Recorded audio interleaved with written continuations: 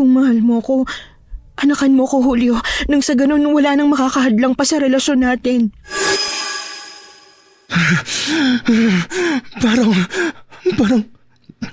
Parang hindi siyang aswang kanina. Gusto kitang kainin. Gusto mo bang iparanas ko sa'yo? May kasabihan na love is blind. Yung nakahanda kang talikuran ng lahat at magbulag-bulagan kahit na halata namang may red flags. Ganyan po ang tema ng ating kwento ngayon. Pero bago ang lahat, kung bago ka pa lang dito sa channel, please like, subscribe, and hit the notification bell para updated kayo sa bawat kwentong ilalabas. May bago tayong kwento 2 o 3 beses sa isang linggo. At ngayon, para sa tampok nating kwento.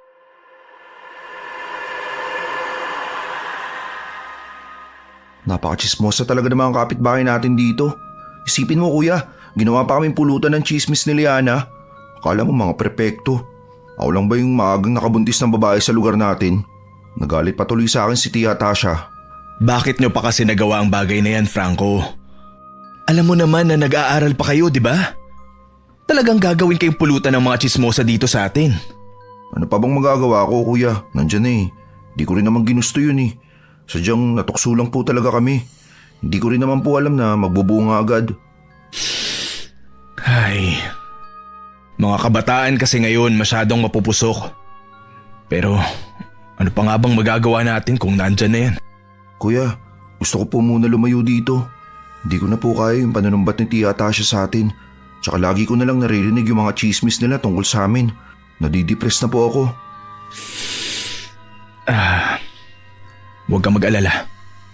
Gagawa ko ng paraan. Kinabukasan na pagpasyahan ni Julio na magpunta sa Samar. Maayos siyang nagpaalam sa tiyahin nila at sumang-ayon naman ito. Nagpabook na agad siya ng ticket nila sa eroplano para umuwi ng probinsya. Hating gabi na nang makasakay sila ng bus at napansin ni Julio ang matandang babaeng may mahabang buhok na hindi maalis ang tingin kay Liana, ang nobya ng kapatid niyang si Franco. Mahal, tingnan mo yung matanda. Masama ang tingin sa akin Nakakatakot. Nakakatakot naman ang itsura ng matandang yan. Oh, huwag niyong tingnan sa mata. Baka mausog kayo. Opo kuya, huwag kang matakot mahal. Hindi ka naman niya masasaktan. Nandito lang ako sa tabi mo. Mahal, sumasakit ang tiyan ko. Ano? Teka, hahanapin ko lang yung asyete dito sa bag. O takpan mo ng itim na tela ang tiyan niya, Franco. Diyos ko kuya, aswang yata yung matanda na yan. Uy, masama ang manghusga, Franco. Huwag kang mag-isip ng ganyan lalo na sa matatanda. Tignan mo kuya, parang kakainin si Liana ng buhay. May mahabang buhok pa. Di ba, ganun yung mga aswang. Kadalasan sa kanila mga matatanda. Masama ang magbintang, Franco. Umiwas na lang kayo ng tingin sa kanya. Pasensya na po kuya. Tumigil na bang pananakit ng tiyan ni Liana? Opo, effective po ang itim na tela. Mabuti naman.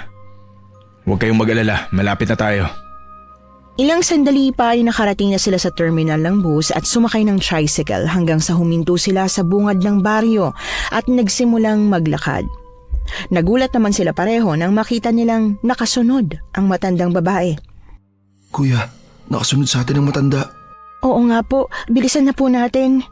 Huwag kayong mag-isip ng masama. Baka taga rito rin siya, kaya parehas tayo ng dadaanan. Iba po talaga yung kutob ko kuya eh. Huwag kayong magpahalata na takot kayo. Tuloy lang kayo sa paglakad. Paano kung aswang ang mangkukulam yun? Tulad ng sinabi ko, masama ang magbintang, Franco. Nawala na siya. O sabi ko sa inyo eh. Taga rito lang din yun. Baka nag-iba ng daan o nakarating na sa bahay niya. Malapit na tayo. Kaunting lakad na lang. Pero kuya, papayag kaya si Chong na dumito muna tayo sa kanya pansamantala hanggang sa mga anak si Liana. Pakikiusapan ko siya. Mabait naman yun, kaya panigurado papayag yun. Alam kong di tayo matitiis nun. Kuya, sorry po kung pati kayo nadamay pa sa problema ko. Magkapatid tayo. Kuya mo ko. Kaya dapat lang na tulungan kita. Ano bang magagawa natin kung masyado kang gwapo para mabuntis agad si Liana? Lalaki na naman ulo ko dyan kuya. Pero salamat po talaga ng marami Di ko alam yung gagawin ko kapag wala ka. Walang anuman. Basta, pagbalik natin ng Maynila, mangako ka na babalik ka sa pag-aaral, ha? Gusto kong makatapos ka ng kolehiyo para mabigyan mo ng magandang buhay ang pamilya mo. Pangako po, kuya. Gusto ko rin naman pong mabigyan ng magandang buhay ang pamilya na bubuuin namin. At syempre, makatulong na rin po sa'yo. Nako, wag mo na akong isipin. Kapag may pamilya ka na, prioridad mo na dapat sila. Oo, kuya. Pero ikaw po ba? Kailan niyo po ba balak mag-asawa? Wala pa sa isip ko yan eh. Alam mo naman na wala akong nagugustuhan sa Maynila. Baka naman nandito talaga yung forever mo, kuya.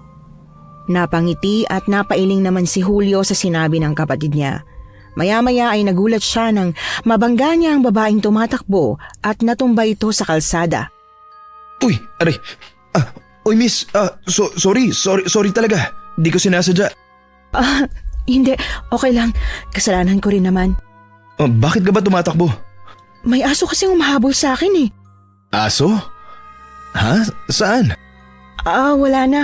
Teka, bago pa kayo dito ano? Kakarating lang namin galing Maynila. Ako nga pala si Julio. At siya naman ang kapatid ko, si Franco. At ang nobya niya, si Liana. Sakto sa buwan.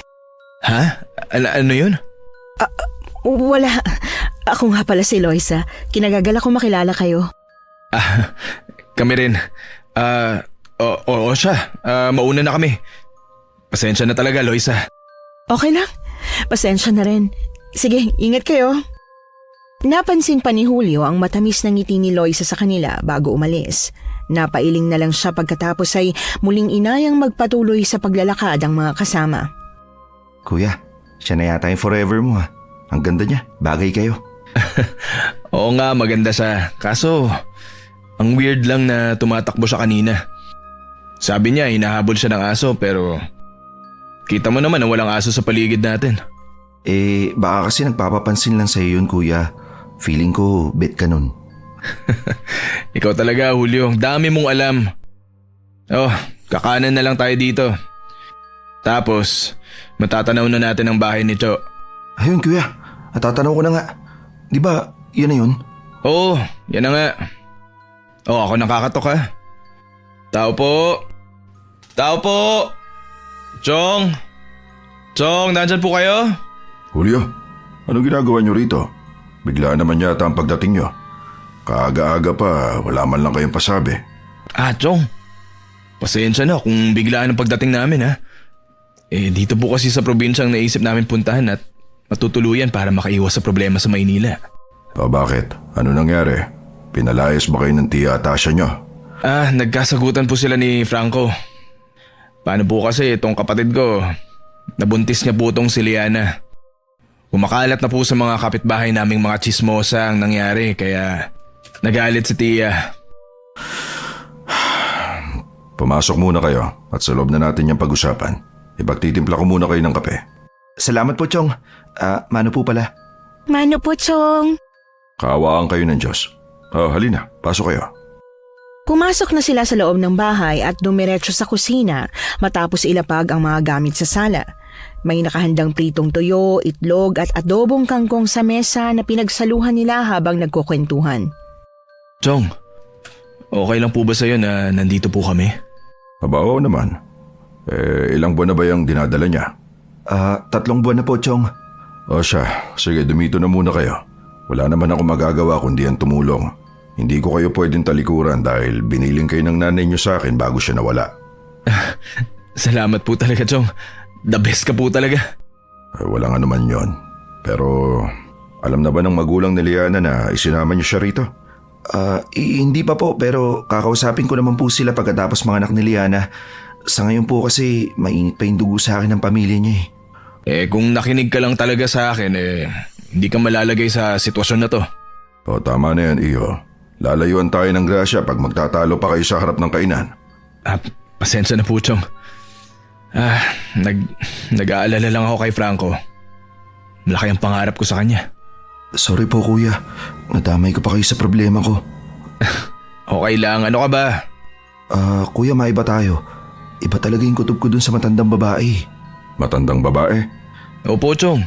may nakita po kaming matandang babae sa bus at sumunod po siya sa amin pero siguro po taga rito lang din yun. Pero kung walang kakaiba dun sa matanda, bakit biglang sumakit yung tiyan ni Liana? Nagkataon lang siguro yun. Tsaka nawala na din naman siya. Mag-iingat kayo sa mga taong nakakasalamuha nyo. Maraming mapagbalat kayo sa paligid. Inaalala ko lang po talaga kanina si Liana. Siguro masama na magbintang, pero hindi naman po masama siguro na mag-ingat, di ba? Tama si Franco. Siya nga pala. Ikaw ba, Julio?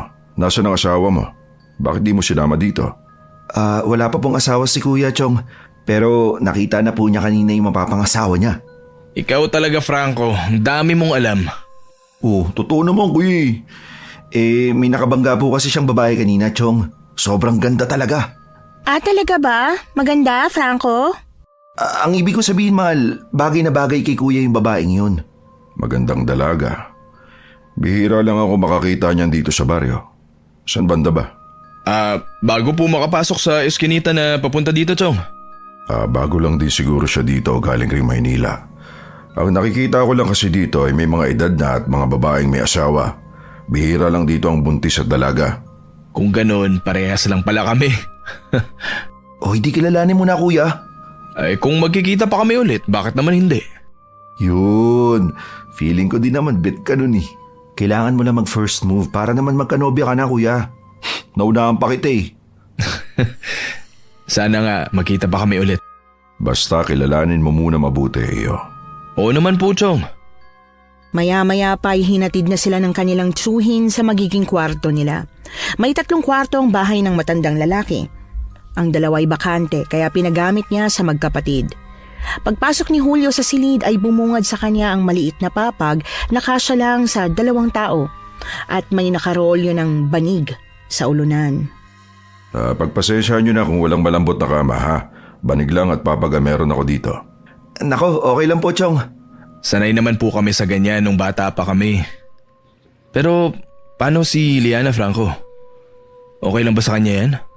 Naku, okay lang po, Kuya. Ako na po ang bahala, Kuya. Lalagyan ko na lang po ng kumot ang parte niya para kahit papano lumambot yung higaan niya.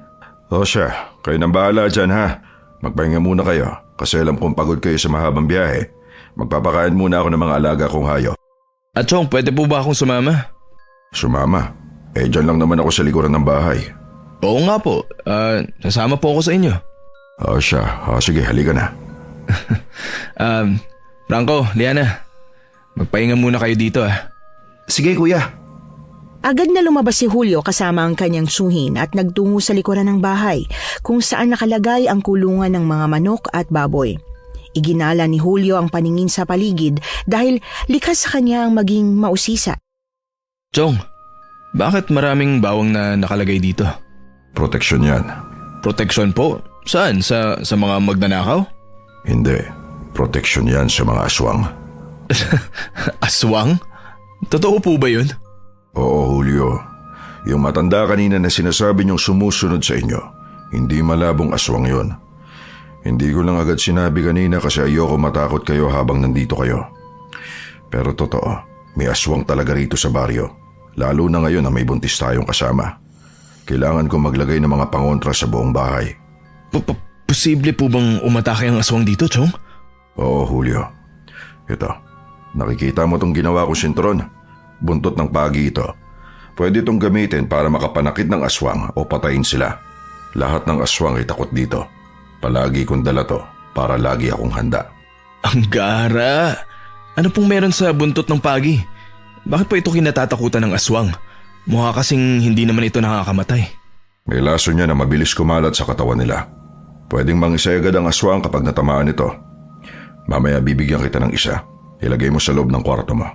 Sige po, Chong. Pero sa tingin niyo po ba ay nasundan po talaga kami ng aswang kanina? Malakas ang pangamoy ng aswang kaya posible yun, Julio. Pero huwag ka mag-alala. Bago maggabi, aayusin ko na ang sira ng isang bintana. At kung maaari, huwag mo muna sasabihin kina Franco at Liana dahil baka matakot sila at di makatulog mamaya. Napatigil naman sila sa pag-uusap nang bigla nilang narinig ang boses ng isang babae sa labas. Agad namang nagpaalam si Julio upang tingnan kung sino ito at halos manlaki ang mga mata niya nang makita si Loisa. Ikaw? Hi, naalala mo ko? Yung babae kaninang nakabangga mo? Nandito ko para ibigay itong mga saging at mangga. Napitas ko kanina lang. Saging at mangga? Para sa akin? Oo, pagbati ko. Kasi bagong dating kayo. Welcome gift? Nakakatuwa naman. Salamat ah. Wala yun. Akala ko galing ka din ng Maynila. Ang sabi kasi ni Chong ay wala daw siyang nakikitang magandang dalaga dito sa baryo. Hindi, siguro hindi niya lang ako napansin tsaka hindi naman ako maganda eh. Sobrang ganda mo kaya pero salamat talaga dito ah. Bakit mo pala alam ang bahay na pinagtuluyan namin? Sa totoo lang, sinundan ko kayo at nakita ko kayong pumasok dito. Gusto ko kasing makipagkaibigan sa'yo at saka mas makilala ka pa. Ganun ba? Halika, pasok ka. Naku, wag na. Nakakahiya naman. Sige na, huwag ka mahiya. Ipapakilala kita sa tsuhin ko. Sa susunod na lang, Julio. Magkita na lang tayo sa bukid mamaya. Hintayin kita doon ha. Bukid? Sige. Saan sa bukid ba? Malapit sa tulay. May malaking puno doon. Hintayin kita ha. Alam kong bago ka pa dito pero diretso ka lang sa iskinita na yon, makikita mo naman kaagad ang tulay. Sige, hintayin mo ako mamaya. Nang makaalis na si Loisa ay bumalik naman si Julio sa bahay. Nasa loob na rin ng bahay ang kanyang tsuhin kaya napatingin ito sa dala niya. Oh, Julio, sino yun? Si Loisa po yun. Binigay niya po ito sa akin. Mga mangga at saging po. Nakakatuwa po, di ba? Susin yung babae kanina. Ginagawa niya dito, kuya ha? Bakit alam niya na nandito tayo sa bahay ni Chong? Oh, Franco, ba't ka nandito? Akala ko ba tulog ka? Bakit mo iniwan si Liana dun sa kwarto?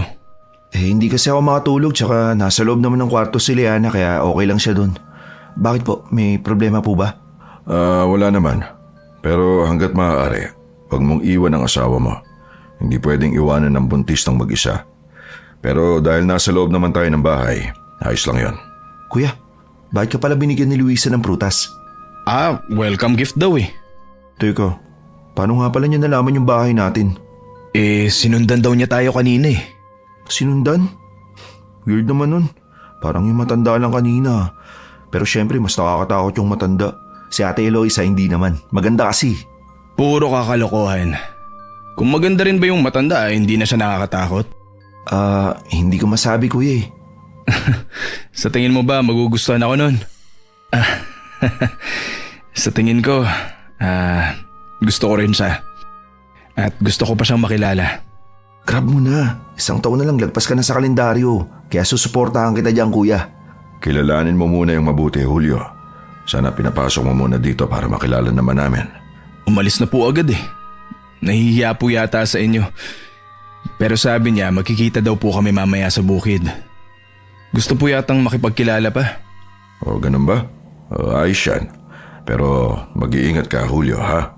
Siyempre naman po, tsaka mukhang mabait naman po si Loisa. Mainhin din po siya. Lumalove life na talaga kuya ko ah. Baka nandito talaga ang babaeng para sa kuya mo. Hayaan mo na para maging masaya naman siya sa buhay niya. Ewan ko ba, pero unang kita ko pa lang sa kanya. Nai-imagine ko ng sarili na kasama siya tumanda. Ba, niyan. Love at first sight? Sus, kanina nga lang nawiwirdohan ka. Sige, alis muna po ako, Chong. Magpahinga ka muna, Franco. Magpapahangin lang ako sa labas. Tsaka maglilibot na rin. Kaaga naman yata. Akala ko ba mamaya pa? Syempre, Chong, hintayin ko na lang po siya dun sa may tulay na sinabi niya. Mamaya ka pa uuwi. Hindi ka magtatanghalian dito? Busog pa naman po ako at mas mabubusog po ako kapag nakita ko na ulit si Loisa. Siya, sige, mag-iingat ka ha. Sana sa susunod madala mo na siya dito para naman makilatis ko at makilala. Opo, Chong. Pero sa ngayon, ipapakilala ko po muna ang sarili ko at kikilalanin ko po muna siya. Sige, iho. Magpapahinga muna ako saglit bago ako magluto ng tanghalian. Pwede po kayong magpatulong kay Franco. Kayo po muna bahala sa kanila, Chong. Sige na, umalis ka na. Agad na umalis si Julio at naglakad patungo sa bukid. Pero bago siya makarating sa maliit na skinita papasok sa taniman, bumili muna siya ng tinapay at 2 bote ng tubig sa may tindahan. Maya-maya nakarating na siya sa gitna ng taniman. Nasurpresa naman siya nang makita niya si Loisang nakahiga sa ilalim ng puno. Nakapikit ito kaya dahan-dahan siyang lumapit at umupo sa tabi nito. Bigla namang dumilad si Loisa at napalunok siya sa kaba. Hi Loisa. Uy, sorry, nagulat ba kita? Akala ko ba alauna ka pa pupunta? Pasensya na, nagising yata kita. Masyado ata akong maaga. Ayos lang. Gusto ko rin naman. Ibig sabihin, interesado ka talaga sa akin. May dala pala akong tinapay tsaka tubig na rin. Pasensya na kung yan lang ang nadala ko. Anong pasensya? Kung ako nga, saging at mangga lang naman ang binigay ko sa'yo. Hindi ka na sana nag-abala pa. Pero salamat Kaso, hindi ako kumakain ng ganyan eh. Hindi ka kumakain ng tinapay? Masarap naman to. Hindi ganyan ang kinakain namin. Ha? Ibig ko sabihin, hindi ako kumakain ng ganyan. Bawal ako sa tinapay. Allergic ka? O siguro mas gusto mo yung mamahalin? Hindi. Hindi lang talaga ako kumakain ng tinapay. Pasensya na. Hindi. Okay lang. Ano ba kinakain mo para sa susunod? Yun na lang bibilin ko. Dugo. Dugo? Oh, gusto mo ikaw kainin ko? Mapagbiro ka rin pala. Seryoso. Gusto kitang kainin. Gusto mo bang iparanas ko sa'yo? Siguro dinuguan ang paborito mo, no? Masyado ka namang nerbyoso. Nagbibiro lang ako. Pero Julio, ayoko na magpaligoy-ligoy pa. Gustong gusto kita. Gusto mo ko? Sino ba naman ang hindi magkakagusto sa isang kagaya mo? Gwapo na, mabait pa. Kakakilala lang natin kanina, Loisa. Kanina, wala naman talagang humahabol sa akin. Ginawa ko lang talaga yon para mapansin mo.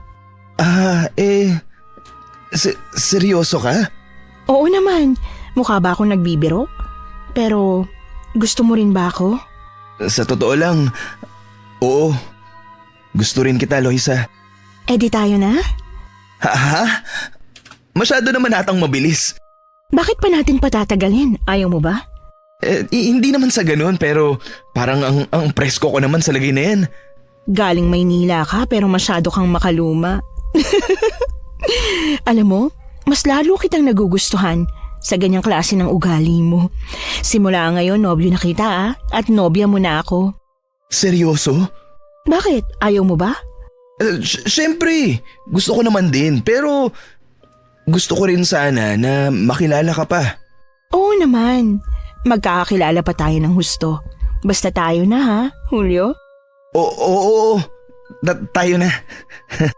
Huwag ka nang titingin sa iba ha. Mukha namang wala nang iba pang mas gaganda pa sa'yo dito. Halos gustong sumigaw ni Julio sa tuwa dahil hindi siya makapaniwala. Masyadong mabilis ang mga pangyayari sa kanila ni Loisa pero nagustuhan din naman niya yon. Niyaya niya itong mamasyal sa bukid at pumitas ng mga prutas. Loisa, gusto mo ng bayabas? Hindi ako kumakain yan eh. Ano bang prutas gusto mo? Wala akong kinakain na prutas. Ang weird naman. Anong sabi mo? Wala. I mean, pihikan ka pala sa pagkain kasi pati prutas hindi ka kumakain. Masarap naman tong bayabas. Bakit? Masama bang maging pihikan? Hindi naman sa ganun. Matagal ka na dito sa baryo? Oo. Ilang taon na? Simula pagkabata? Matanong ka din pala, no? Pasensya na. Gusto kasi kitang makilala ng husto. Napahaba naman ang kanilang kwentuhan at hindi na malayang malapit ng lumubog ang araw. Loisa, bakit dito mo naisipang makipagkita sa akin? Bakit? Ayaw mo ba dito? Hindi naman. Tahimik nga eh. Madalas ka ba talagang pumupunta dito? Oo, gusto ko kasi yung walang storbo. Tahimik, tsaka Nasasolo kita. Nasaan nga pala bahay niyo? Magagabi na rin kasi kaya ihatid na sana kita. Dito ang bahay ko. Ha? Joke lang. Siyempre hindi dito, pero malapit lang dito. Ah, palabiro ka talaga. Pero seryoso, ihatid na sana kita sa bahay niyo para makasigurado akong ligtas kang nakauwi. Huwag na, umuwi ka na. Kaya ko ng sarili ko, Julio. Taga rito ako eh. Baka ikaw pa ang alalahanin ko kapag bumalik ka ng mag-isa. Ang mangyayari niyan, walang katapusang hatiran. Bumawi ka na lang sa akin kapag kabisado mo ng lugar. Sige, uwi na tayo. Magagabi na. Sige, mag-iingat ka, Julio. Bukas ulit. Naglakad na si Julio palayo, pero huminto siya sa paglalakad nang makita niya si Loisa na pauwi na rin. Hindi niya napigilang sundan ito upang alamin kung saan ito nakatira. Nakita niya ang isang maliit na bahay na sira-sira at lumang-luma na ang mga dingding. Dahan-dahan siyang lumapit, pero bago pa man siya tuluyang makapasok, nagulantang siya nang marinig ang boses ni Loisa mula sa likuran. Bakit mo ako sinusundan? Loisa, patawad. Gusto ko lang naman makasiguro na okay ka. Naligtas kang nakauwi. Yan lang ba talaga ang rason mo? Oo naman. Ito palang bahay niyo. Nasa mga magulang mo. Mga kapatid mo. Gusto ko sana silang makilala kung okay lang. Ang kulit mo rin eh, no? Halika sa loob. Ipapakilala kita sa pamilya ko. Salamat. Agad na pumasok si Julio sa madilim na bahay. Agad niyang napansin ang kakaibang amoy sa paligid. May mga piraso ng kahoy na nakatambak sa sahig at isang kandila lang na tanglaw sa buong bahay. Nanlaki naman ang mga mata niya sa nakita sa ibabaw ng mesa. Loisa? Ano yan? Ano yung laman ng mangkok? Kambing yan. Karne ng kambing na hindi pa naluluto. Kambing? Napakadami naman ito. Bakit? Gusto mong humingi? Naku. Hindi ako kumakain ng karning kambing eh. May mga tanong ka pa? Nasaan ang pamilya mo? Dito ka lang ha. Nasa loob sila ng silid, tatawagin ko lang. Sige. Ilang sandali pa ay lumabas ang 3 babae na kasing edad lang din ni Loisa pero hindi maganda katulad ng dalaga. Mahahaba ang buhok nila at may seryosong mukha na parang hindi marunong ngumiti. Nagpakilala naman agad si Julio sa pamilya ng dalaga. Napalunok ng laway ang binata sa masamang tingin ng mga ito sa kanya. Loisa, parang hindi ata ako gusto ng mga kapatid mo. Tingnan mo, masama ang tingin nila sa akin. Ganyan lang talaga sila tumingin pero mabait ang mga yan. Kinikilala ka kasi. Tsaka ngayon na ako nagsama ng lalaki dito sa bahay eh. Ganun ba? Kaya pala. Alam ko naman na mabait sila kagaya mo eh. Pero nasan bang mga magulang nyo? Alam mo, ang dami mong tanong. Mabuti pa umuwi ka na dahil sigurado akong hinahanap ka na ng pamilya mo. Oo nga pala. Sige, uwi na ako. Pasensya na kung sinundan kita eh. Gusto ko lang naman na makasigurong ligtas ka nang nakauwi. Okay lang. Mag-iingat ka lalo mamaya ah. Mamaya? Ang ibig ko sabihin, huwag ka nang gumagala sa gabi. Hindi naman ako mahilig gumala. Ikaw ang mag-iingat dito, Loisa. Sige, tutuloy na ako. Pagka-uwi ni Julio, nadatnan niyang nagluluto ang kanyang tsuhin para sa kanilang hapunan at naroon din si Franco sa kusina. Oh, nandito ka na pala, Iyo. Kuya, kumusta? Mukhang di ka yata nakaramdam ng gutom ah. Ano, busog na busog ba? Kami na ni Loisa. Talaga? Agad-agad? Kanina lang po kayo nagkakilala ah. Oo, Franco. Hindi nga ako makapaniwala eh. Actually, siyang nagsabi na kami na. Alam mo naman na torpe ang kuya mo. Ba, patalaga lahi natin kuya no? Ganon din si Liana nun sa akin eh. Mukhang lahi talaga tayo ng pikutin. Masaya ako para sa'yo, Iyo. Pero dapat mo siyang dalhin dito sa bahay para makilala namin. Sige po, Chong. Sasabihin ko po sa kanya. O siya, halika na rito. Kumain na tayo. Franco, tawagin mo na rin si Liana. Sige po, Chong. Tinawag ni Franco si Liana para kumain habang si Julio ay umupo na sa harap ng hapagkainan. Napaisip naman si Julio sa nakita niya kanina sa loob ng bahay ni Loisa. Napansin naman siya ng kanyang tsuhin sa katahimikan niya. Oh, Julio, mukhang malalim yata ang iniisip mo ah. Wala po, Chong. Masyado lang po siguro akong nawiwirduhan sa nakita ko kanina sa loob ng bahay nila Loisa. Bakit?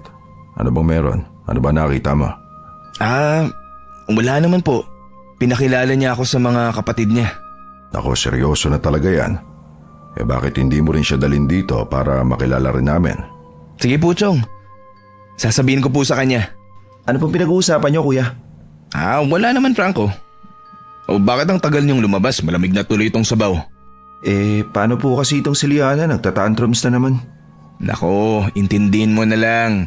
Dahil ganyan talaga pagbuntis. Tama ka, kuya. Ayoko nga rin pong nakikita siyang umiiyak. Siguro malaki ang naging epekto ng nangyari sa kanya. Siyempre, napalayo siya sa pamilya niya. At ginawa pa kayong pulutan ng mga tsismosa sa atin. Mas mabuti nga na dumito muna kayo. Ikaw naman, Franco, intindihin mo lagi si Liana. Dahil tayong mga lalaki dapat ang umiintindi sa mga babae. Opo, palagi ko po siyang iintindihin. O siya, sige na. Kumain na tayo para makapagpahinga na. Pagkatapos kumain, nagpresenta ang magkapatid na sila na ang magliligpit sa kusina. Pumayag naman ang kanilang tsuhin dahil nag-ayos ang matanda ng mga pangontra sa buong bahay. Nang matapos ang pagliligpit ay pumasok na ang binata sa kanyang silid. Nakahiga na si Julio nang makarinig siya ng kaluskos sa labas ng bahay. Akala niya daga lang yon pero sinundan ito ng pagaspas ng malalaking pakpak sa bubungan. Kinabahan siya at naalala ang sinabi ng kanyang tsuhin. Dahan-dahan siyang lumabas ng kwarto at nadatna ng tsuhin na tila ba may pinakikiramdaman. Sabi ko na at dadalawin tayo ng aswang eh. Di nga ako nagkakamali. Mabilis talaga sila makamoy ng buntis. Aswang po ba yan, Chong? Oo, Julio. Kailangan natin protektahan si Liana at ang sanggol sa sinapupunan niya. Oo nga pala si Liana! Halika, pumunta tayo sa kwarto nila. Pagkatapos kumatok ni Julio sa pinto ay agad namang nagbukas si Franco. Nakita nilang mahimbing nang natutulog si Liana samantalang si Franco ay nagising din dahil sa ingay. Agad na lumapit si Renato sa tabi ng higaan ni Liana.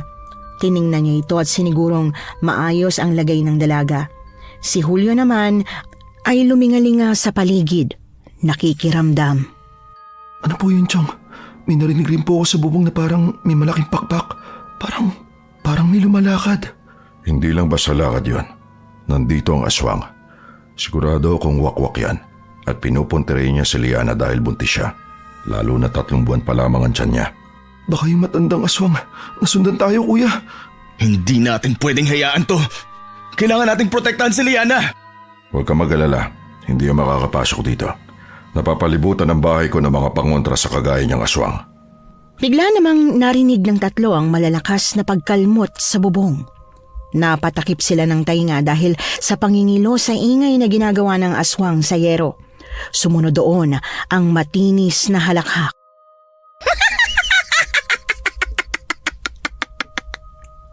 Diyos ko. Totoo nga sabi ng matatanda na may aswang. Kumalma ka, Franco. Paano ako kakalma sa ganitong sitwasyon, kuya, ha? Julio, kunin mo ang bawang at langis ng nyog sa aparador. Ilagay mo sa bintana ng kwarto niya. Chong, saan po kayo pupunta? Sandali lang, may kukunin lang ako. Kuya, natatakot po ako. Baka makapasok po yung aswang dito sa kwarto. Magkagay ka rin ng bawang at langis sa kwarto nyo. Eto na, Julio, ang buntot pagi. Ito ang gamitin mong panlabang kung sakali man na makapasok ang aswang. Maganda tayo. Bantayan yung mabuti ang mga bintana. Labasin na lang po kaya natin, Chong. May panlaban naman po tayo. Patayin na natin ang aswang na yan. Hindi pwede. Hindi natin alam kung ilan sila at mas lalong hindi natin alam kung anong kaya nilang gawin. Manatili tayo dito sa loob. Hindi mo pwedeng maliitin ang mga aswang. Tama si Chong, kuya. Dito lang tayo para walang mapahamak sa atin. Ha? Ano nangyayari? Bakit ang ingay? Mahal, may aswang na umaligid sa bahay natin. Pero huwag ka mag-alala, hindi naman niya makakapasok dito. Aswang? Bakit may aswang, mahal? Nakakatakot naman dito. Kumalma ka, okay? You're safe here. Safe? Sigurado ka ba dyan, Franco? Oo nga, mahal. Huwag kang mag-alala, Liana. Mawawala din yan sila. Mawawala rin yan maya-maya. Hindi naman nila matatagalan ng pangontra na nilagay ko sa buong bahay. Halika, Julio. Samahan mo ako sa kusina. Agad na sumunod si Julio sa kanyang tsuhin sa kusina. Nanlaki ang mga mata ni Julio nang makita niya sa butas ng dingding sa kusina ang pulang mata ng aswang na nakasilip. Chong! May aswang na sumisilip sa atin, tingnan mo! Sabuyan mo ng asin, dali. Palayasin mo, Julio. Lumayas ka! Umalis kang aswang ka! Chong, nandito po sa kwarto. Sinisira po yung bintana namin. Tara, Chong! Punta natin sina Franco sa loob! Lumipad ang aswang doon pagkasaboy ko ng asin! Pagkapasok nila sa loob ng kwarto ay nadat na nila si Liana na umiiyak dahil sa takot. Agad namang sinabuyan ni Franco ng asin ang bintana. Ilang sandali pa ay may isang malaking nilalang na may pakpak ang lumipad palayo. Nawala na rin ang ingay sa paligid pagkaalis ng aswang. Takot po pala sa mura ang aswang, Chong. Pinagbumura mo lang ng malutong at inambaan ng itak, tumakas na. Oo, takot sila sa ganyan. Pero hindi natin alam kung hanggang saan ang kinatatakutan nila. Nag-iisa nga lang siya pero napakalakas niya. Nasira ang bintana at nagkabutas pa ang dingding sa kusina. Wala na po ba siya, Chong? Anong klaseng aswang po ba yun? Nakakatakot! Talagang nakakatakot pala sa personal na karanasan. Aswang na wakwak talaga yon. Tinatarget ng mga wakwak ang buntis dahil sobrang bango ng sanggol para sa kanila. Totoo nga po palang sinabi ninyo. Akala ko hindi totoo ang mga aswang pero ngayon tayo ang ginugulo dahil sa pagbubuntis ni Liana. Chong, nakakatakot po pala dito. Kuya, nag-aalala po ako para kay Liana at sa anak namin. Baka pwede tayong lumipat ng ibang bahay. Kahit pa lumipat kayo sa kabilang lugar, susundan pa rin kayo ng mga aswang dahil buntis ang nobya mo, Franco. So ano po bang dapat gawin natin, Chong? Kahit ako nag-alala sa kalagayan ni Liana at ng pamangkin ko, alam kong babalikan tayo ng aswang dito. Kumalma kayo. Ang kailangan lang natin gawin ay isara lahat ng pwedeng pasukan ng aswang. Hindi siya dapat makapasok sa loob ng bahay. Huwag kayong mag-alala. Patitibayan ko pa ang bintana bukas. May mga tabla pa ako na ipon. Tulungan niyo na lang ako ipako bukas. Sige po, Chong. Sige na, matulog na kayo para makapagpahinga na tayo. Hindi babalik ang aswang ngayon. Baka balikan po ako ng aswang. Natatakot po ako. Sigurado akong hindi na babalik yun. Isang beses lang sila kung sumubok sa bawat gabi. Oo nga, Liana. Matulog na kayo ni Franco para makapagpahinga ka. Bawal sa'yong mapuyat kaya huwag ka nang mag-alala. Ako na pong bahala sa kanya, kuya. Matulog na rin po kayo. Kinabukasan nagising si Julio nang pumasok ang kanyang tsuhin sa silid upang gisingin siya. Dahil may naghahanap sa kanya na isang babae.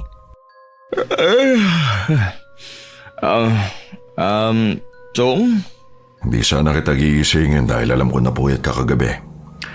Pero may babaeng naghahanap sa'yo sa labas. Siya ba si Loisa? Babae?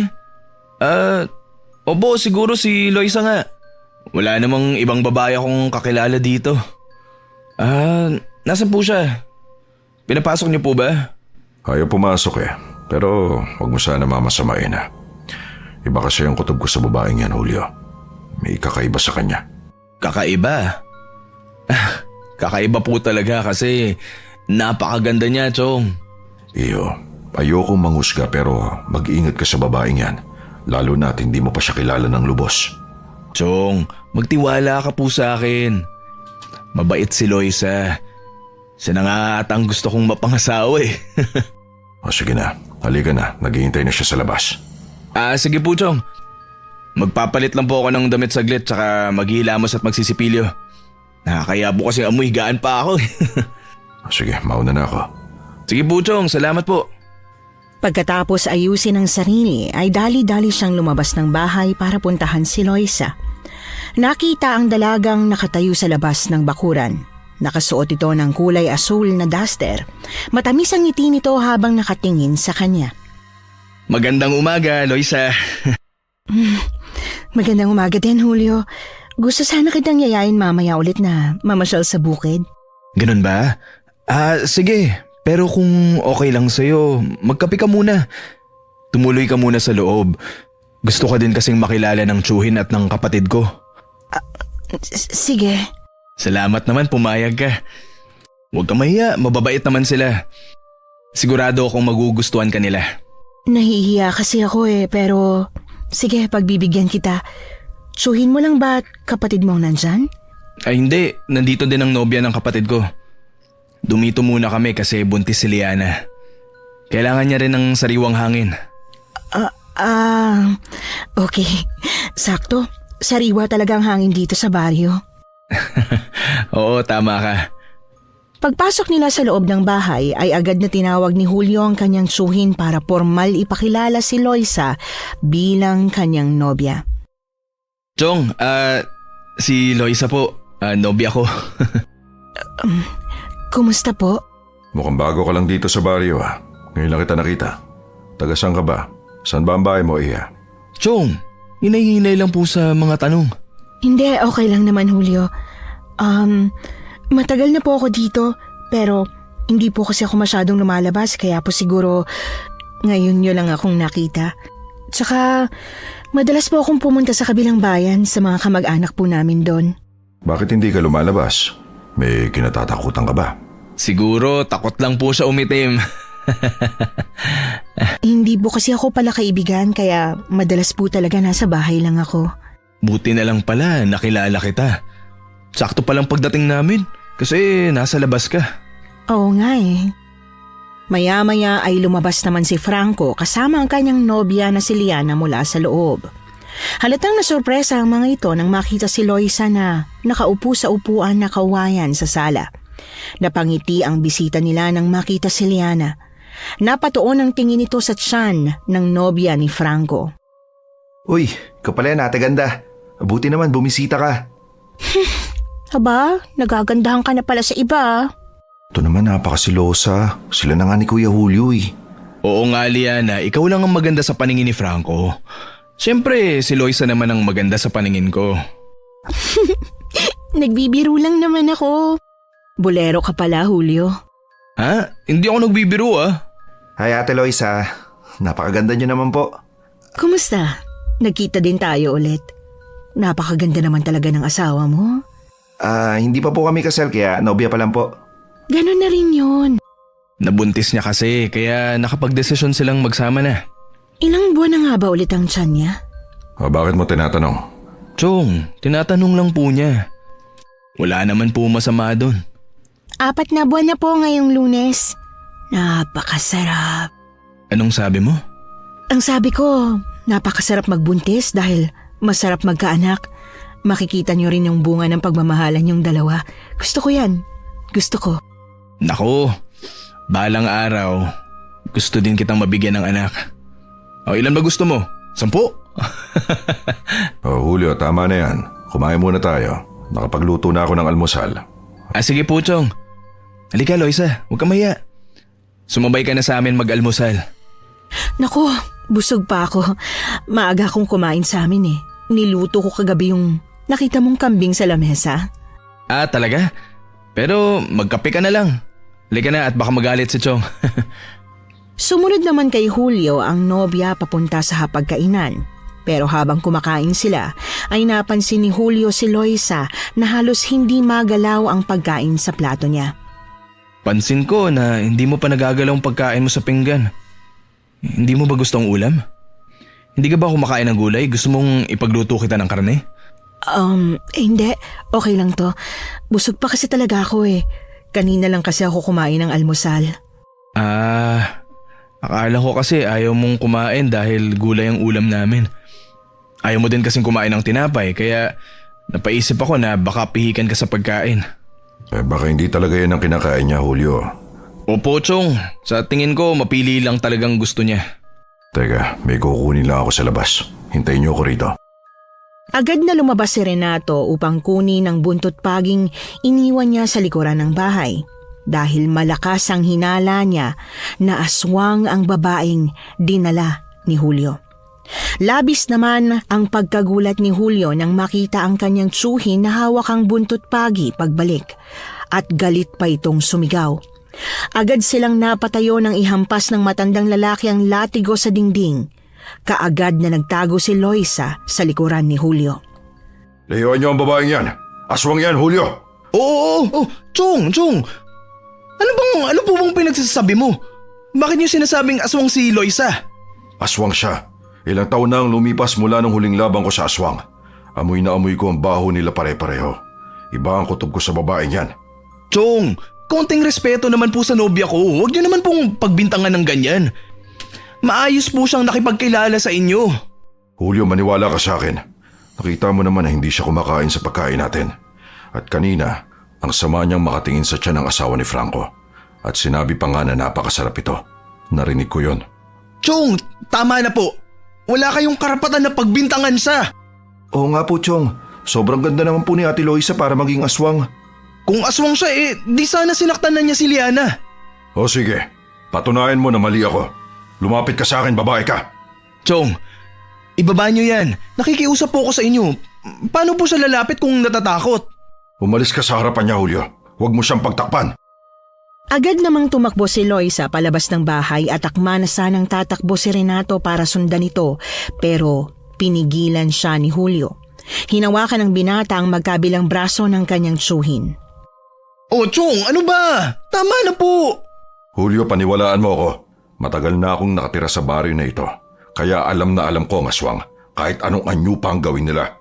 Chong, mabuting tao si Loisa at hindi siya aswang. Ako ang paniwalaan niyo. Pinalaki niyo ako na mabuting tao kaya sana ganun din kayo. Porket di lang kumain, aswang na? Grabe naman po kayong magbintang sa kanya. Narinig mo ba ang sinabi niya kanina? Napakasarap daw ng sanggol sa tiyan ni Liana. At tinignan niya pa to ng masama. Buti na lang itim ang duster ni Liana. Kung hindi, dinugo siya. Pansin ko nga rin po yun kanina. Ang sama po ng tingin niya sa tiyan ko. Bahala kayo. Basta para sa akin, inosente si Loisa at wala kayong ebidensya na aswang siya. O di sige, paniwalaan mo ang gusto mong paniwalaan, Julio. Pero wag mo na siya papapasukin dito sa loob ng aking pamamahay. Patawarin niyo ako, Chong.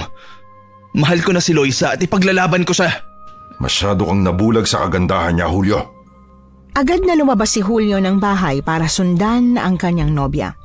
Naglakad siya papunta sa bukid upang hanapin si Loisa para na rin humingi ng tawad sa nangyari. Nagulat siya nang makita ang babaeng umiiyak sa ilalim ng malaking puno. Agad naman niya itong nilapitan para kausapin. Loisa, patawarin mo sana kami.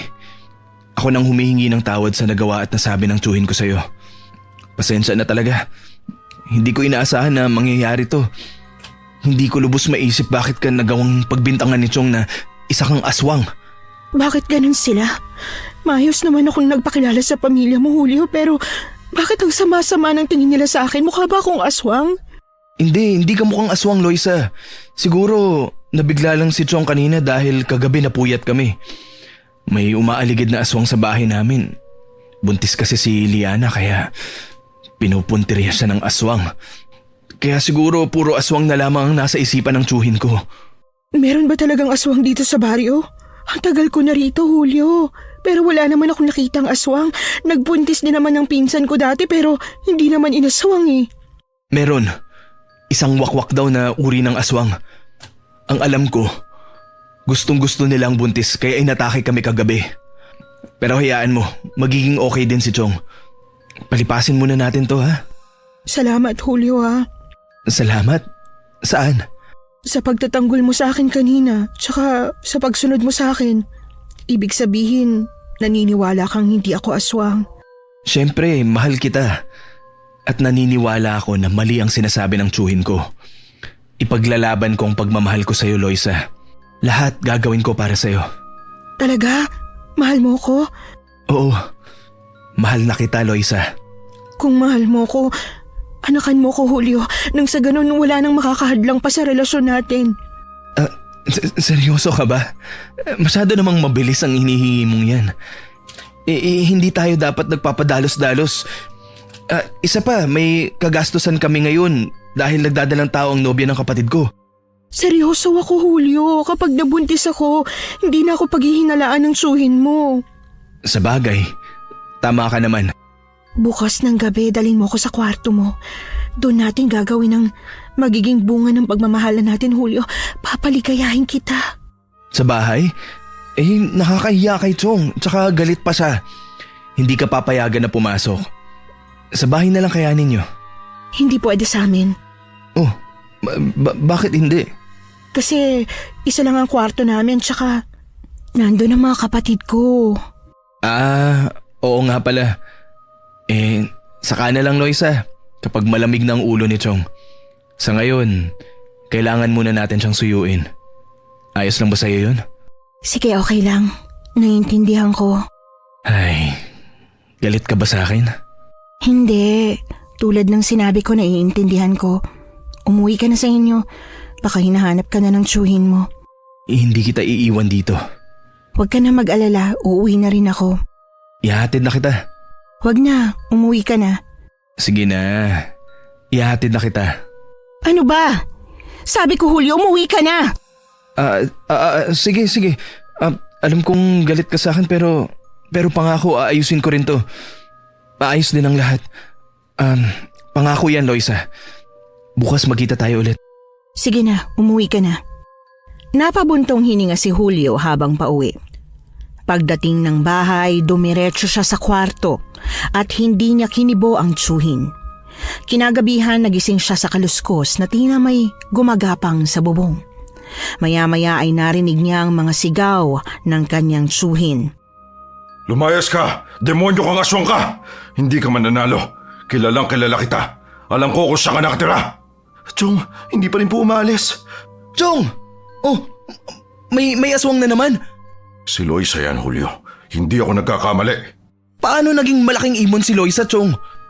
Tingnan mo nga yung itsura ng umaaligid na yan. Nakakatakot. Mukhang halimaw. Diyos ko, mamamatay na yata ako. Mahal, kumalma ka. Nandito lang kami. Kuya, huwag mo nang buksan ang bintana.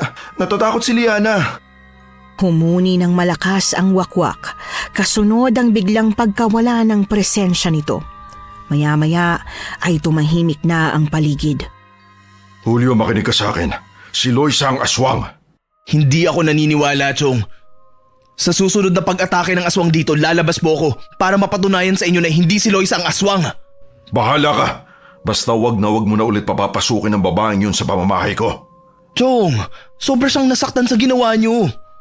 Tsaka base sa pagkakaalam ko, ang mga aswang ay matatanda, hindi dalaga na kasing ganda ni Loisa. Basta sana maniwala ka sa sinasabi ko bago pa mahuli ang lahat. Kinaumagahan hindi na kumibo si Renato kay Julio at agad naman niyang nilapitan ng tsuhin para kausapin. Chong, patawarin niyo po ako pero hindi ko kayang hiwalayan si Loisa. Mahal na mahal ko siya. Okay lang po kung hindi niyo ako pansinin o kibuin. Maghihintay po ako. Aalis po muna ako. Kuya, alis ka? Saan ka pupunta? Oo, pakisabi na lang kay Chong mamaya na ako uuwi. Umaga pa naman kaya ligtas kayo dito. Chong, papayagan niyo po ba si Kuya na makipagkita pa doon kay Loisa? Nagdesisyon na siya. Kaya hayaan mo na siya sa gusto niya. Hayaan mong matuklasan niya ang totoong katauhan ng kanyang nobya. Agad na umalis si Julio kahit mabigat ang loob niya. Pagdating niya sa bukid ay wala si Loisa sa malaking puno na tinatambayan nila. Kaya umupo muna siya hanggang nagsalita ito mula sa kanyang likuran. Julio, anong ginagawa mo rito? Siyempre gusto kitang makita kaya nandito ako. Sabi ko naman sa'yo kahapon na magkikita tayo ulit ngayon. Umalis ka na. Pinuputol ko ng ugnayan na meron tayo. Ano? Bakit? Dahil ba dun sa sinabi at ginawa ng tsuhin ko? Ang sabi mo sa akin gagawin mong lahat para sa akin. Ang sabi mo sa akin mahal na mahal mo ko. Ako na nga gumagawa ng paraan para mawala ang hadlang sa relasyon natin pero ayaw mo naman. Sa tingin mo pag nabuntis kita, maniniwala talaga ang tsuhin ko na hindi ka aswang? Tama. At kapag nabuntis mo ko, hindi na nila ako mailalayo sa'yo dahil magkakaanak na tayo. Mahal na mahal kita, Julio. Ikaw ang gusto ko maging ama ng anak ko. Pero sabi ni Chong, hindi ka na raw pwede pumasok sa loob ng bahay. Pansamantala lang naman to, Loisa. Kukumbinsihin ko pa si Chong. Pwede naman kapag tulog na sila. Sige na, Julio. Gusto ko na siyang matikman. Ibig ko sabihin, gusto ko nang matikman ng maging isang ina. Ang totoo, naiinggit ako sa hipag mo. Magkakaanak na siya. Gusto ko rin. Ayaw mo bang sabay nating puntahan ang sarap na hanggang langit? Gusto. Pero bakit hindi na lang kaya sa bahay niyo kasi? Ang dami mong sinasabi, paulit-ulit na lang tayo. Ang sabihin mo, hindi mo talaga ako mahal. Bahala ka na nga. Sandali, Loisa. Sige, 10:00 ng gabi, pagtulog na sila. Bubuksan kong pintuan para makapasok ka. Sinasabi ko na nga ba, mahal mo talaga ako, Julio. Ay, wala kasing hotel dito eh. Mag-check-in na lang sana tayo. Huwag ka na mag-isip ng kung ano. Pangako, paliligayahin kita mamaya. Pangako. Balang araw makikita din niya na mali siya at tama ako na pinili kita. Pero sa ngayon, tago-tago muna tayo ha. Makalipas ang ilang oras ng pagtambay ni Julio sa bahay ng kanyang nobya, ay nagpaalam na siyang umalis para hindi na magalit ang kanyang tsuhin. Pagdating niya sa bahay, nadatnan niya sina Franco at Liana na naglalambingan sa kawayan na upuan sa sala. Alam ko, hayaan mo na lang yun. Oh, nasa na ba si Chong? Nasa likuran kuya. Nagpapakain ng mga alaga niyang hayop. Sige. Magpapahinga muna ako sa kwarto. Sige.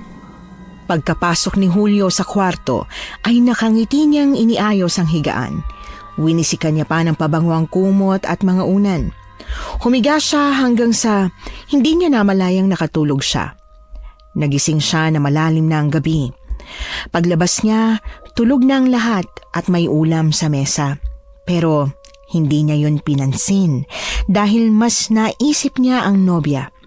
Dahan-dahan niyang binuksan ang pinto at agad na pinapasok si Loisa nang makita ito sa labas. Oh, kanina ka pa ba sa labas? Pasensya ka na, nakatulog ako ng maaga. Hindi kita nabantayan. Hindi naman, kararating ko lang din. Gusto mong kumain? Ikaw ang gusto kong kainin. Masyado ka namang nagmamadali. Saan ang kwarto mo? Doon. Tara na. Sige. Ano ba yan? Ngayon pa talaga pumali ang tuhod ko. Bakit nanginginig? Pagpasok nila sa kwarto ay tinulak siya ni Loisa sa higaan at dahan-dahang hinubaran siya ng shorts. Tuluyan nang may nangyari sa kanila hanggang makatulog siyang katabi ang dalaga. Nagising naman siya nang marinig ang sigaw mula sa kabilang kwarto. Pagtingin niya, wala na si Loisa sa kanyang tabi. Agad siyang lumabas upang puntahan ang silid ng kanyang kapatid. Nakita niya mula sa nakabukas na bintana na tinatangay ng wakwak si Liana. Hinihila ni Franco si Liana pero nadala ang binata at nang makhabitaw ay nahulog sa lupa. Mabilis na sinugod ni Julio ang aswang. Tumalon siya sa bintana upang abutin ang halimaw pero napakalakas nito. Kaya tumalsik din siya nang hilahin niya ang pakpak nito. Kuya, si Liana at ang anak ko!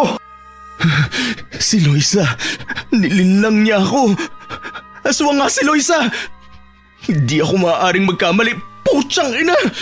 Suot pa niyang damit niya kanina kahit aswang na siya. Paano nakapasok ang aswang? Bakit nakabukas ang bitana? Patawarin niyo po ako, Chong. Patawarin niyo ako. Naniniwala na po ako sa inyo. Ikaw ang nagbukas ng bintana? Bakit nakapasok ang aswang, Julio? Kasalanan ko po to, Chong. Hinayaan ko pong makapasok si Loisa sa bahay. Ano? Tangina naman, Julio. Hindi sana mangyayari to kung nakinig ka lang sa akin. Kabilugan ng buwan ngayon, kaya dapat mailigtas si Liana bago maisagawa ang isang ritual. Ritual? Oo, Julio. Ang mga tulad ni Liana na buntis sa ganitong ika-4 na buwan ay ginagawang alay ng mga wakwak para sila ay mas lalo pang lumakas. Kuya, tara na po. Iligtas po natin si Liana. Nakikiusap po ako sa inyo. Franco, Julio, kunin niyo itong mga panlaban. May asin at bawang at buntot pagi. Huwag na huwag niyong iwawala to, lalo na kapag nasa loob na tayo ng teritoryo nila. Chong, saan po ba yun? Sa may malaking puno ng baleta sa gubat.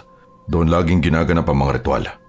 Nakita ko na ito noon at ayoko na sanang maulit pa. Malakas ang kutob ko na doon din dadalhin ni Loisa si Liana. Dahil ang balete na yon ay niritwala ng mga sinaunang aswang para gamitin nila sa pagpapalakas ng kapangyarihan. Kasalanan ko to. Kung hindi ko lang pinaniwalaan si Loisa, kung hindi lang sana ako nagpadala sa damdamin ko. Wala na tayong oras para magsisihan. Ang importante ngayon, mailigtas natin si Liana at ang batang dinadala niya. Tandaan nyo, sa ilalim ng kabilugan ng buwan, hindi lang sila basta wakwak. Mas malakas sila, mas mabilis, at mas gutom. Dali-dali nilang kinuha ang mga panlaban sa aswang at naglakad papunta sa gubat. Kahit madilim at tanging buwan lang ang liwanag, ay nilakasan nila ang kanilang loob na kalabanin si Loisa. Mabilis ang hakbang nila para mailigtas si Liana bago ialay. Mahigit 1 oras ang kanilang nilakad hanggang sa makarating sa puno ng balete na sinasabi ni Renato. Pagdating doon ay nakita nila ang nobya ni Franco na nakagapos sa baliktad na krus na kawayan. Nakalilisang damit sa bandang tiyan at pinapahira ng dugo ang balat. 6 na aswang ang nakapaligid. Mapupula ang mga mata, matutulis ang mga pangil at kuko. Natuon ang atensyon ni Julio sa babaeng nasa pinakagitna. Si Loisa yun na nakasuot ng itim na balabal. Nakaladlad ang mahaba at alon-alon na buhok at nakalabas ang matutulis na kuko. May hawak na sirang manika at mangkok na puno ng dugo. Pero ang ikinagulat nila ay ang biglang pag-iba ng anyo ni Loisa bilang matandang babae. Nagtago muna sila sa isang puno habang nag-iisip ng plano. Kuya, si Loisa, siya din pala matandang babaeng nakasakay natin sa bus. Nilinlang niya lang ako. Magbabayad siya. Pakawalan niyo ako! Franco, tulungan mo ako! Mamamatay ka na sa kamay ko. Ikaw ang magiging alay ko, babae. Demonyo ka! Halimaw! Kasalanan nito ni Julio. Masyado kong nabilog ang utak niya. Ililigtas nila ako dito. Papatayin ka nila. Sa tingin mo natatakot ako sa kanila? Magsama-sama kayong mamamatay sa mga kamay ko. Hindi ako makapaniwala pero putyang inang nalinlang niya ako. Naisahan niya ako. Ang mahalaga ngayon ay naniniwala ka na. Opo, naniniwala na po ako sa inyo, Chong. Pero paano natin maliligtas si Liana? Putragis, ito na nga. Yan ang ritual. Nagsisimula na yata sila. Kailangan natin silang pigilan. Pero ang dami nila, Chong. 6 lang sila, Franco. Tsaka wala na tayong ibang magagawa kundi ang lumaban. Kailangan nating iligtas si Liana bago pa mahuli ang lahat. Haharapin ko si Loisa. Sa akin siya. Sumunod kayo sa akin. Manatili kayo ni Franco sa likuran ko. Pag senyas ko, susugod tayo. Gulatin natin sila para mataranta ng hindi kaagad makasugot. Unahan natin silang umatake. Pagsenyas ni Renato ay sabay-sabay silang umatake. Hinagupit ni Renato ang isang aswang gamit ang buntot pagi. Si Franco naman ay tagasaboy ng asin at dinikdik na bawang, habang si Julio ay hinarap si Loisa. Tulungan niyo ako! Loisa! Pakawalan mo si Liana! Bakit ko naman siya pakakawalan? Sino ka ba para sundin ko? Akala ko ba nagmamahalan tayo, Loisa? Pero bakit mo nagawang linlangin ako? Bakit mo ako ginago? Ginamit lang kita, Julio. Ginamit lang kita. Kailangan ko ang buntis na ito para sa magpapalakas namin. Magbabayad ka, Loisa! Nanginginig sa galit ang kamay ni Julio habang hawak ang buntot pagi. Mabilis siyang sumugod kay Loisa, pero biglang nagpalit ng anyo si Loisa sa pagiging isang napakagandang babae katulad ng pagkakakilala ni Julio sa kanya. Kaya mo ba talaga akong patayin, mahal ko? Diba ang sabi mo, lahat gagawin mo para sa akin?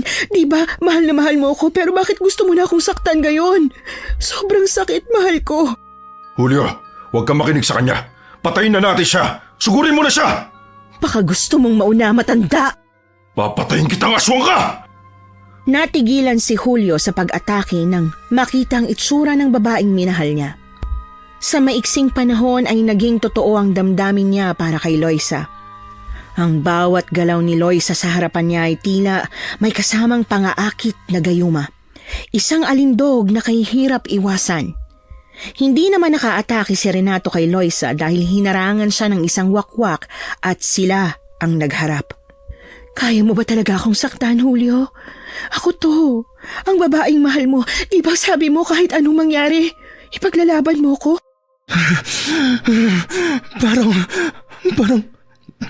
Parang hindi siyang aswang kanina. Julio, huwag ka magpalinlang. Niloloko ka lang yan.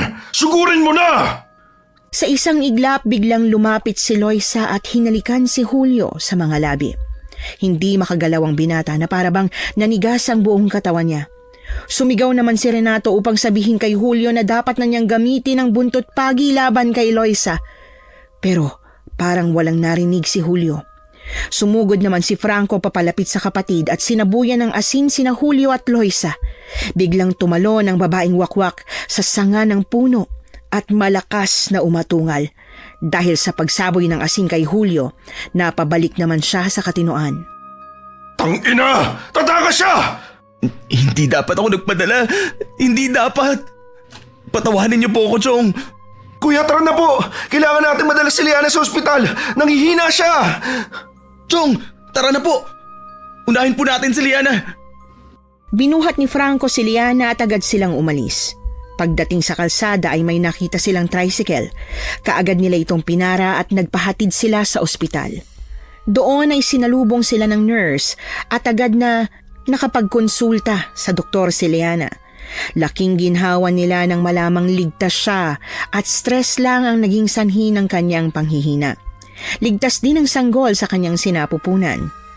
Patawarin mo ko, Liana. Nang dahil sa pangsarili kong kagustuhan ay napahama ka pa. Patawarin mo sana ako. Nagmahal ako ng babaeng nililinlang lang pala ako. Ginamit ka lang ng babaeng yun para maisakatuparan niya ang kanyang plano kay Liana. Nagpauto ka rin at hindi nakinig sa akin. Pero wala na tayong magagawa dyan. Ang importante ngayon, ligtas si Liana at ang anak niya. Pero ang inaalala ko lang po, Chong, baka balikan tayo ng babaeng yun. Pinatakas kasi siya ni Kuya eh. Huwag kang mag-alala, Franco. Handa akong itama ang pagkakamali ko. Ako mismo ang papatay sa kanya sa oras na bumalik siya. Makalipas ang ilang oras ay pinauwi na sila ng doktor. Ilang gabi ang lumipas at inaasahan nila ang pagbabalik ng aswang na si Loisa. Mas marami silang inihandang mga panlaban sa aswang. Harapin ko ang aswang na yan mamaya. Lalabas kayo, Chong? Oo.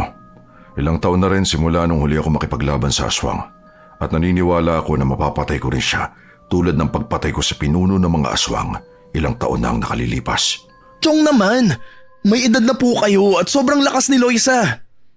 Ako na pong haharap sa kanya para matapos ng lahat ng to. Wag na, Julio. Mahina ka. Hindi mo kayang kalabanin ang sarili mong damdamin. Baka yan pa ang ikamatay mo. Alam ni Loisa na yan ang kahinaan mo. Chong, sasamahan po namin kayo para siguradong matatalo natin ang aswang na babaeng yun. Baka po kasi mapano kayo eh. Magtiwala kayo sa akin. Gawin nyo na lang ang sinabi ko. Huwag kayong lalabas at lagay nyo ng maraming bawang ang buong sulok ng kwarto ni Liana pati na pintuan. Sabuyan nyo rin ng asin ng bakuran at bubong. Sa kwarto, nanginginig si Julio habang hawak ang buntot pagi.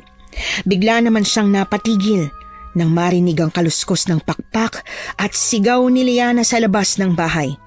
Dali-dali siyang tumakbo, isinaboy ang asin sa siwang ng bintana at napasigaw ang aswang at narinig niyang bumagsak ito sa lupa. Dali-dali niyang binuksan ang bintana dahil sa kuryosidad. Pagbukas ay nakita niyang nakikipaglaban ng tsuhin sa wakwak. Sugatan na ito at pilit na inaatake ang aswang gamit ang itak.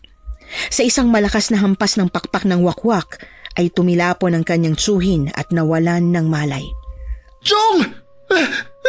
Ano ka ngayon, matanda? Wala kang karapatang saktan ng pamilya ko! Ang lakas ng loob mo tayo. Paano mo naman ako matatalo? Isa ka lang namang tao na madaling paikutin at gamitin. Magpabayad ka! Lumabas siya ng bahay at nilabanan si Loisa. Nang tatangkain siyang hampasin ng pakpak, naunahan niya ito at hinila pabagsak ang aswang gamit ang buntot pagi. Buong lakas niyang nilatigo ang leeg ng aswang. Umalingaw-ngaw ang sigaw ng wakwak bago ito bumagsak sa lupa. Dali-dali namang dumating si Franco at walang humpay na sinabuyan ng asin ng aswang hanggang sa hindi na ito makabangon pa. Kinuha naman ni Julio ang nabitiwang itak ng tsuhin at walang pagdadalawang isip na itinarak sa puso ng wakwak. Chong! Chong! Gumising na po kayo, Chong! Chong! Julio, Chong! Chong! Chong, buhay ka! nasaan ang aswang? Chong! Chong, pinatay na po namin ang aswang. Pinatay ko na po si Loisa. Huwag ka na nga umiyak dyan. Para ka naman bata eh. Malakas pa ako sa kalabaw. Hindi pa ako patay. Sandali nga lang. Ako ba iniiyakan mo? O ang babaeng wakwak? Salamat sa Diyos, buhay ka, Chong. Oo, buhay na buhay pa ako, Julio. Akala ko talaga mawawala na po kayo sa amin, Chong. Hindi ko po talaga mapapatawad ang sarili ko kapag may nangyaring masama sa inyo. Hindi pa ako mawawala. Gusto ko ring malaman mo dahil pinagmamalaki kita. Napakagaling mo, kuya. Hindi ko akalain na kaya mong talunin yung aswang na yun. Oo naman. Kahit pa minsan ko na siya minahal. Saka dahil din yun sa tulong mo, Franco. Wala po yun, kuya. Nagsaboy lang naman ako ng asin eh. Inisip ko lang na kailangan buruin ng malaking paniki. At makakahanap ka rin ng totoo at tamang babae para sa'yo. Yung maliligawan mo ng mababang panahon para mas makilala mo. At malamang hindi siya aswang. Kahit naman wala nang dumating basta kasama lang kita, Franco. Masaya na ako. Buo na ako. Sus, corny mo naman, kuya. Mag-asawa ka kasi. Kasi ako may asawa na, oh. Sa bagay nga. Hoy, tulungan niyo kaya akong ipasok sa loob ng bahay. Oo nga po pala. Pasensya na po, Chong. Nang sumunod na araw, sinamahan nila ang tsuhin sa health center para ipagamot ang sugat nito dahil hindi naghihilom sa mga halamang gamot. Habang pauwi ay napag-usapan muli nila ang nangyari. Kasalanan kong lahat ng to. Kung naniwala lang ako sa inyo nung una, Chong, hindi sana aabot sa ganito. Huwag mo nang isipin yan. Ang importante, ligtas na tayo. Sa tingin niyo po ba, hindi na tayo babalikan ng ibang aswang na kasama ni Loisa? Hindi ako sigurado. Pero lagi naman tayong handa na lumaban sa kanila. Ano nga palang plano nyo ngayon? Siguro po, babalik na lang po kami sa Maynila. Natatakot na po ako na baka mapahamak ulit yung mag-ina ko eh. Pasensya na po kayo, Chong ah. Ang laki po ng abala namin sa inyo. Siguro sa ngayon ay dumito muna tayo ng ilang araw, Franco. Siguro naman wala nang aswang ang aatake. Napatay ko na si Loisa. Tsak, takot ng iba. Siguro nga, kuya. Ilang araw ang lumipas. Inalalayan ni Julio ang kanyang tsuhin papunta sa kusina dahil medyo masakit pa ang likod nito. Nagluto si Julio ng hapunan nila. Babalik na ba talaga kayo sa Maynila? Hihintayin na lang siguro po namin na makapanganak si Liana. Oh, bakit naman? Kasi po, Chong, dun sa bayan, nung namalengke kami, nakita namin ni Franco na may itatayong basal na establishmento. Nag-apply po kami ng construction at natanggap naman. Kailangan po ni Franco ng pera para sa panganganak ni Liana. Tutulungan ko muna ho siyang makapag-ipon. Tama po si kuya. Sa Maynila ho kasi magastos po. Kasi kung uupa po kami ni Liana, wala rin hong matitira na pera sa sahod sakaling makapagtrabaho po ako. Kaya ayos lang ho ba sa inyo, Chong, na tumagal pa ho kami? Nako, kahit dito na kayo tumira. Kung alam nyo lang, napasa inyo ako ngayong nandito kayo. Natanong ba ninyo si Liana kung papayag siya sa desisyon niyong magkapatid? Hanggang ngayon po talaga, hindi ako makapaniwala sa mga nangyayari. Akala ko noon mamamatay na po kami ng baby ko pero dahil matatapang naman po kayo at mahal ko po si Franco, payag po ako na dito muna kami. Ayun po, Chong. Paayag naman po. Mabuti at iisang desisyon nyo. Kaya naman dahil magtatagal kayo dito, ako naman ang pupunta ng Maynila. Ho? Bakit ho? Biro lang, nanlalaki agad ang mga mata mo, Julio. Paglipas ng mga araw, naging tahimik ng muli ang kanilang mga gabi. Wala nang aswang na umaaligid sa paligid. Samantala, nakaupo si Julio sa sala habang nagkakape nang lumapit si Franco. Oh, bakit gising ka pa? May pasok pa tayo bukas. Hindi ako makatulog kuya eh. Kahit ilang gabi ning naging tahimik ang paligid natin, hindi ko maiwasan mag-alala. Huwag ka nang mag-alala. Panigurado naman na hindi na tayo babalikan ni Loisa dahil pinatay ko na siya. Pero kuya, naalala ko na nakatakas yung ibang aswang, di ba? Oo nga, pero hindi na siguro babalik yun. Natakot na yun sa akin, Franco. Naku kuya, paano kapag nalaman nila yung ginawa mo kay Loisa? Di mas lalo silang matatakot. O ba, ano ba yung pinag-uusapan nyo at hindi ba kayo natutulog? Ito kasing si Franco Chong. Kung ano-anong iniisip. Nag-alala siya na baka raw balikan tayo ng ibang aswang na nakatakas. Hindi nga posible yan. Kaya dapat pa rin tayong maging handa kung sakali. Kung hindi man ang mga nakatakas ang bumalik, baka ibang aswang. Buntis si Liana at talagang punteriya siya palagi ng mga halimaw na yon. Yun nga po yung inaalala ko eh. Gusto ko na lang pong bumalik sa Maynila. Natatakot ako para sa mag-ina ko eh. Naiintindihan kita sa desisyon mo, Franco. Pero hindi pa nanganganak si Liana. Ang plano natin kapag nakapanganak na siya, tsaka tayo babalik sa Maynila. Isa pa, hindi pa sapat ang ipon mo sa panganganak niya. Baka nga hindi na makapanganak si Liana dahil sa mga putyang inang aswang na yun eh. Lagi daw siyang nananaginip ng mga aswang. Napatigil naman sila sa pag-uusap nang biglang nakarinig ng nakakakilabot na mga kaluskos mula sa labas ng bahay. Napatingin sila sa isa't isa habang nakikiramdam sa labas. Kuya, ano yun? Diyos ko, Chong. Ito na nga ba yung sinasabi ko eh. Si Liana! Puntahan mo si Liana, Franco! Huwag kayong lalabas sa kwarto. Lagyan niyo uli ng mga bawang at langis ang bawat sulok lalo na sa bintana. Nagsimula ng yumanig ang buong bahay. May mga kuko at kamay na kumakalmot sa dingding at bubong. 3 aswang Hulyo ang nasa labas. Silang mga kapatid ni Loisa! Silang bumalik! Sabihan mo si Franco na kahit anong mangyari, huwag na huwag silang lalabas ni Liana. At huwag na huwag bubuksan ang bintana. Ako nang lalabas, Chong. Haharapin ko sila para matapos na to. Hindi mo sila kakayanin. 3 silang malalakas na aswang. Chong! Hindi nila tayo titigilan kaya kailangan ko silang harapin. Sasama ako kung gagawin mo yan. Chong, ayokong mapahama ka ulit. Dito na lang po kayo sa loob. Ako na pong papatay sa mga aswang na yan. Hulyo, matanda na ako at tanda na akong mamatay kung sakali. At kahit matanda na ako, mahusay pa rin akong gumamit ng latigo. Agad nilang binuksan ang pintuan upang lumabas pagkatapos ay isinara agad para hindi makapasok sa loob ang mga aswang.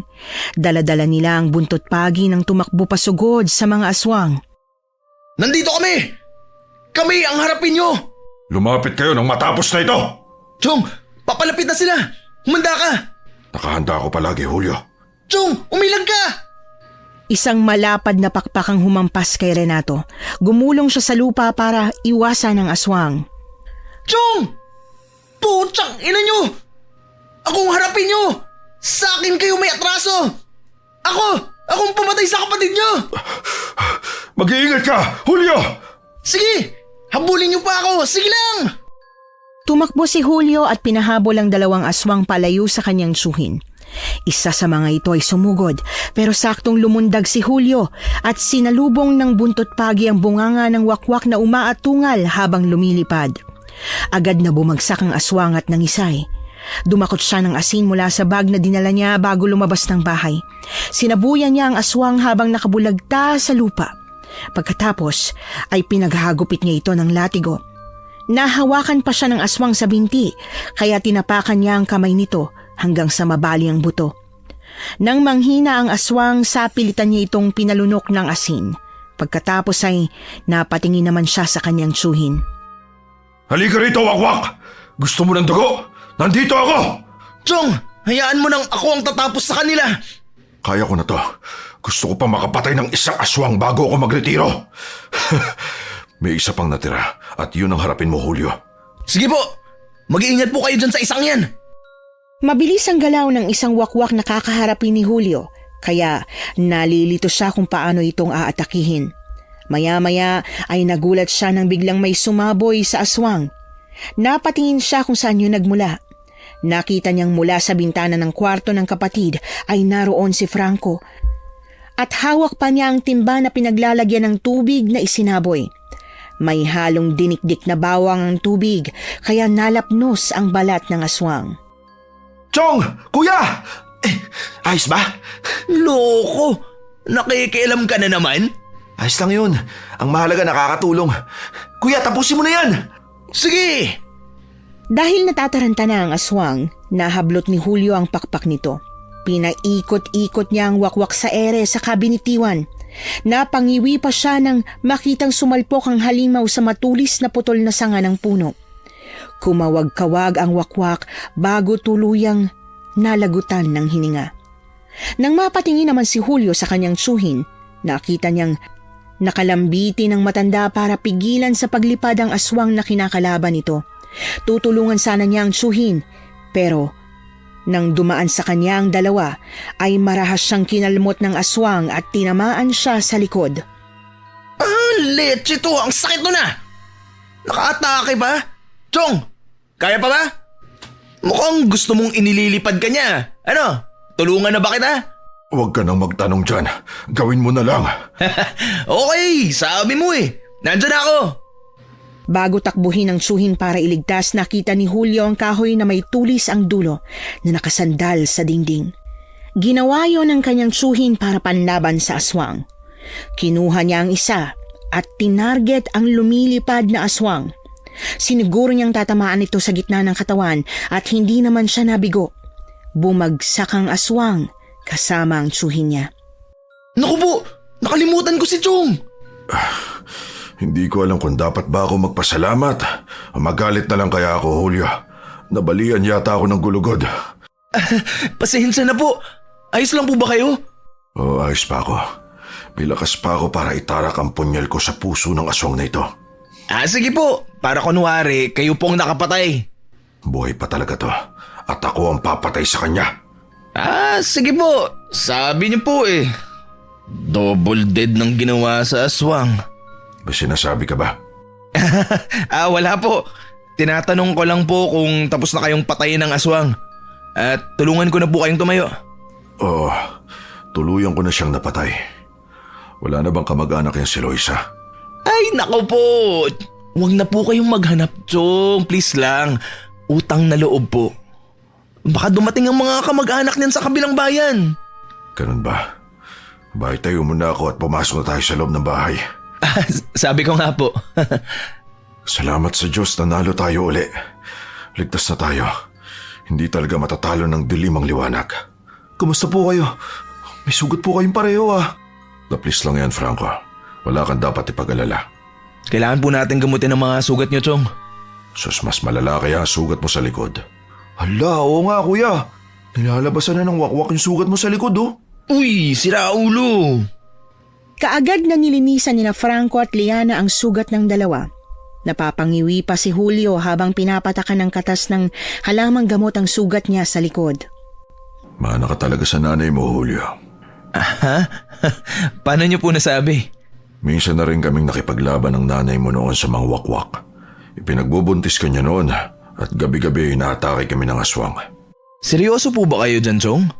Oo, muntik na rin maging alay ang nanay mo noon pero sadyang matapang siya. Nakipaglaban siya para lang mailigtas ka. Maswerte pala ako dahil nabigyan pa ako ng pagkakataon na mabuhay. Tsaka, kaya siguro ganito ako katapang. Nasa tiyan pa lang ako, nakikipaglaban na pala ako. Naghanap pala ang aswang sa baryo na to, Chong, no? Oo, lalo kapag may buntis. Sa katunayan, matagal ng panahon mula nang umatake ang lahi ng aswang sa baryo. Malakas ang pangamoy ng mga aswang, kaya madali tayong natuntun dito. Ang ginagawa ng mga buntis dito ay lumilipat sa bayan hanggang sa makapanganak. Hindi kasi gaanong nagpupuntahan ng mga aswang doon dahil matao na. Chong, kuya, nakapagdesisyon na po kami na bumalik ng Maynila para po sa ikatatahimik po ninyo. Mas mabuti pong ilayo ko na po si Liana dito. Gusto ko na rin pong umuwi. Natatakot na po ako dito eh. Baka sa susunod, mas marami pang aswang ang dumating. Sige, kung yan talagang gusto ninyo, magbubuk muna ako ng ticket. Siguro, kailangan na natin mangupahan sa Maynila para makalayo tayo sa mga chismis. Kakausapin din natin ang pamilya ni Liana para maging maayos ang lahat. Ako na pong bahala kay Mommy at Daddy. Siguro po nabigla lang talaga sila sa nangyari pero alam ko po na matatanggap din po nila ang baby ko. Matatanggap din po nila si Franco. Dapat lang nakausapin mo sila, Iha. Tama ka.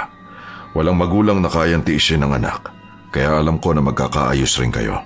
Pero Chong, okay lang po ba kayo rito mag-isa? Aba, oo naman. Dito na ako tumanda at namuhay mag-isa. Huwag niyo na akong alalahanin. Pero Chong, paano kung muli na namang umatake ang aswang? Wala naman silang makukuha sa akin kaya malabo magka-interes sila na umatake dito. Julio, matanda na ako. At isa pa, hindi naman ako buntis. Si Chong talaga.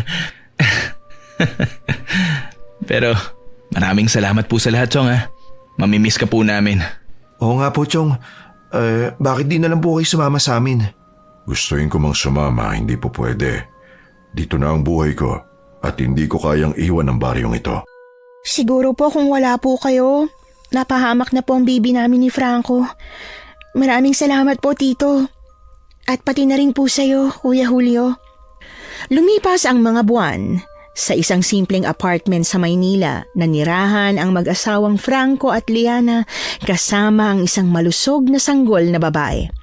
Nagkaayos na din si Liana at ang kanyang mga magulang at sobrang saya nila nang makita ang kanilang apo. Nakahanap naman ng bagong pag-ibig si Julio nang makilala niya ang midwife na si Flora na ilang buwan niyang niligawan bago siya sinagot ng dalaga. Dahil sa katuwaan ni Julio, isinama niya ang nobya sa Samar para ipakilala sa magiting niyang tsuhin. Nagustuhan niyo po ba ang ating kwento ngayong araw? Kung oo ang sagot at hindi mo pa nagagawa, aba, subscribe na! Click the notification bell ha, para updated ka sa tuwing maglalabas kami ng bagong kwento. Click like at mag-iwan na rin ng comment. Masayang-masaya ako tuwing nagbabasa ng messages mula sa inyo. At kung may sarili kayong karanasan na gusto nyong ibahagi sa amin, email lang sa missanhorrorstories@gmail.com. Dire-diretso lang, missanhorrorstories@gmail.com. Malay nyo, sa susunod, yung kwento na ninyo ang binabasa namin para sa ating mga tagapakinig.